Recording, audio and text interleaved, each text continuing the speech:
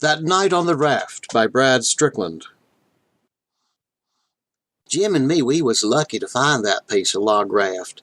Daytimes we holed up on the shore or on some island or other, and night times we poled her into the current and just let that old dark river float us further from the folks that wanted to catch us. A week went by pretty smooth, but I weren't comfortable. We hadn't took no victuals with us, counted we had run off so quick, but that warn't no matter. I catched fish every day, and we built us low small fires and cooked them in the late afternoons when the flames wouldn't show none, and the smoke wouldn't be too bad 'cause of the river breezes smouching it away. Well, I done all right. I weren't used to fancy grub no ways, and catfishes taste good as most anything, especially if I found some yerbs or wild onions to give 'em relish. But Jim, he just couldn't stomach fish. Long about the middle of the second week we was on the river, he commenced to want to go on shore. But I held him back. There weren't no telling. Somebody could recognize him still, and then we'd be in for powerful bad trouble. But I could see he was getting to feel mighty bad, so I says to him, "Jim, tonight I'll try and do something for you. We don't want no trouble, do we?" And he shook his head and looked sad. About midnight, we rounded a bend and seen the yaller lights of a little town way downriver and off to starboard. It weren't much of a place, just a few shacks throwed down like God flinging down a handful of dice. I couldn't think how come so many of 'em had light showing. Still, I judged we'd best go on past it and try maybe to find a lonesome farm where I might do better and not have to face no bunch of men with scatter guns and sich. It's black midnight when we got near the town. That's how slow that old lazy current was. But we glided on, and it looked like we was going to pass by, and I'd begun to breathe easy, when I heard the splash of oars. Half a moon come out from behind the clouds right then, and I could barely make out a man in a rowboat. He seemed to be by hisself, and he sung out, "You there! What is that?" I motioned to Jim, and he crept into the lean-to where he'd be hid, before I called back, "Nothing. Just a piece of raft is all." "I'm coming aboard." "No, wait," I says. "I'll come over to you." And I slid into the water and swum over to him. He was mighty close by then, not more than 10 yards or so from the raft.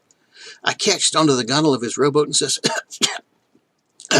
"Is there a doctor in that town off yonder?" The man, he didn't stop rowing, but he slowed a mite.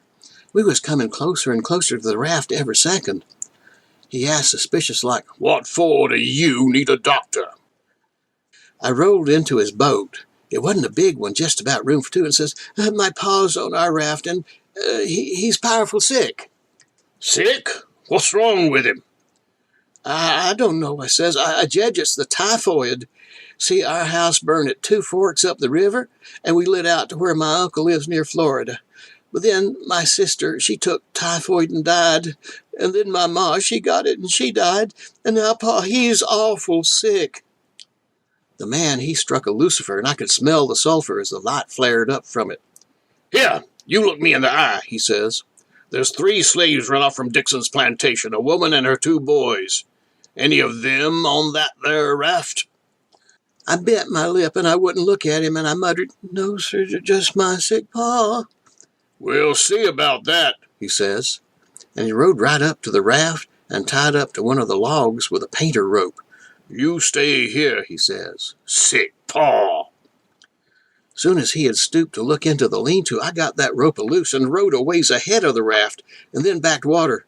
I didn't want to be too close. You never know.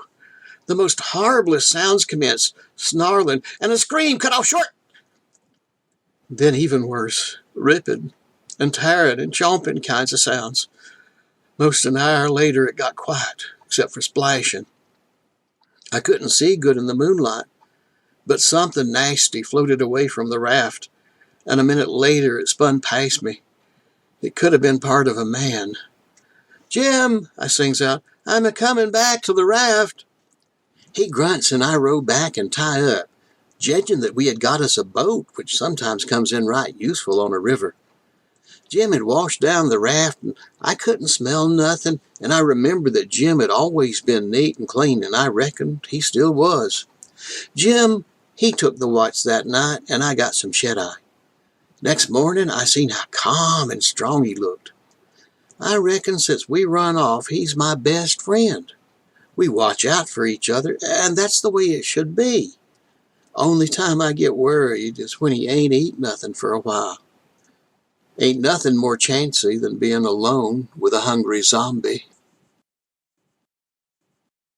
This has been That Night on the Raft, written and read by Brad Strickland from Tales of the Dark River Part 2 for Atlanta Radio Theater Company, on whose behalf I remind you, there is adventure in sound.